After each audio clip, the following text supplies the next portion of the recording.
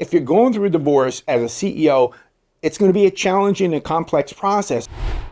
Hey CEOs, when it comes to divorce, the stakes are incredibly high, especially when children are involved.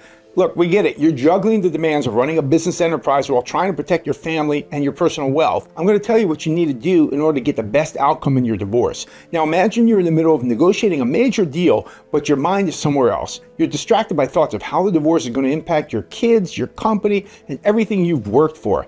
This isn't just a personal battle, it's a professional one too, but it doesn't have to overwhelm you. You can navigate this situation with the right strategy and the right mindset. So here are 5 key strategies for protecting yourself, your family, and your business during a divorce. Strategy 1, protect your children's well-being. Now, as a CEO, you're used to making tough decisions, but when it comes to your children, the priority must always be on their well-being. This means shielding them from the emotional fallout of the divorce. Ensure that your divorce proceedings are as amicable as they can possibly be, and I know that's not always the case. Consider alternative dispute resolution methods such as mediation to keep the conflict low and the process private, and that's a big benefit of mediation.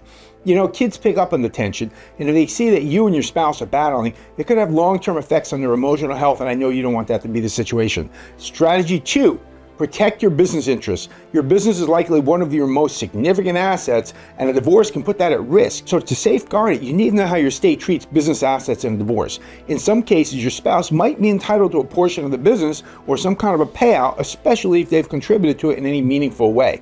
So hire a really sharp family law attorney who understands the world of business. You might also need to hire a forensic accountant or a business valuation expert in order to accurately value the business. You might need to hire a forensic accountant or a business valuation expert to accurately value the business and help you argue for a fair division of the assets and the value of that business. It's also crucial to review any prenuptial or postnuptial agreements that you have in place.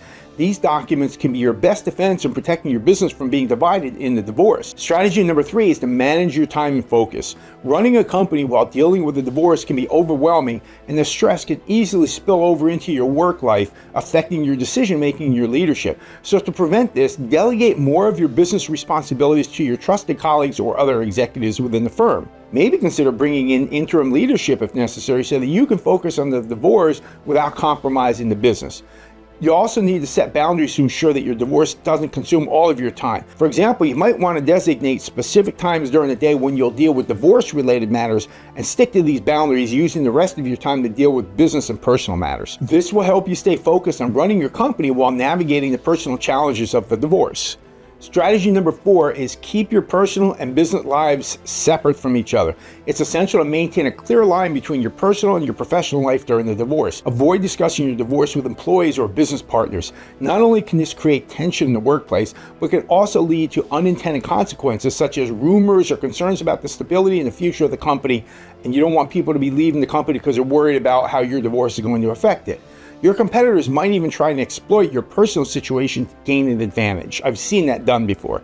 To mitigate this risk, maintain a strong, confident public persona. Assure stakeholders or other owners of the business that the company remains stable and that your personal matters will not affect business operations at all. Strategy 5, plan for the potential financial impact of your divorce. So divorce can have a significant financial impact, we all know that, especially when you have children and substantial assets. You need to be prepared for potential outcomes such as alimony, child support, and division of property. Start by working with a strong, protective family law attorney who can quarterback your team, and then consider bringing in a financial advisor who specializes in divorce, and create a post-divorce budget and financial plan.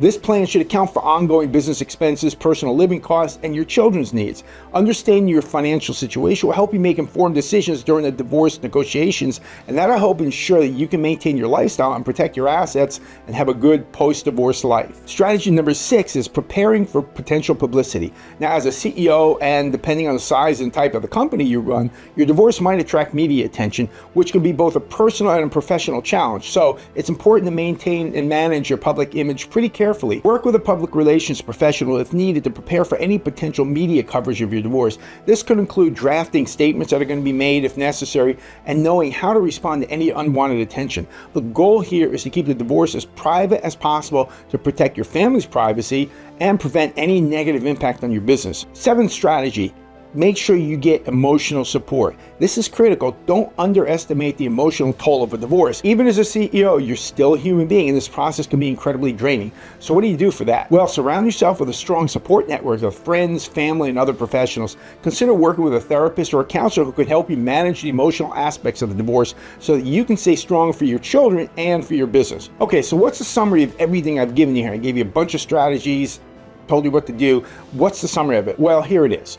If you're going through a divorce as a CEO, it's going to be a challenging and complex process, but with the right approach, the right legal team, and the right assemblage of other professionals, you can protect your family, your business, and your future. This is a period you're going through in your life. This is not your entire life, and I want you to remember that. Prioritize your children, safeguard your business, manage your time wisely, and ensure that you have the right financial and emotional support. This isn't just about surviving this process. It's about coming out stronger on the other side and looking forward to a brighter future.